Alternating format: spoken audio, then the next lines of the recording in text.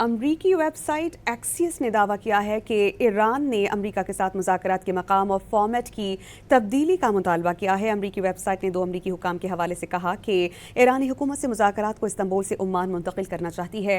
Report में कहा गया कि ईरान ने अमरीका के साथ बराह रास्त मुज़ाकरात में किसी तीसरे फरीक की शिरकत की मुखालफत कर दी और कहा कि अमरीका के साथ मुज़ाकरात दो तरफ़ा हों और उसमें अरब और मुस्लिम ममालिक शिरकत न करें। रिपोर्ट के मुताबिक उन मुतालबात की वजह यह है कि ईरान मुज़ाकरात के जौहरी तनाज़े तक महदूद रहना चाहता है और मिसाइल्स और दीगर इश्यूज़ पर बात नहीं करना चाहता। अमरीकी वेबसाइट एक्सियस ने दावा किया है कि ईरान ने अमरीका के साथ मुज़ाकरात के मकाम और फॉर्मेट की तब्दीली का मुतालबा किया है। अमरीकी वेबसाइट ने 2 अमरीकी हुकाम के हवाले से कहा कि ईरानी हुकूमत से मुज़ाकरात को इस्तांबुल से ओमान मुंतकिल करना चाहती है।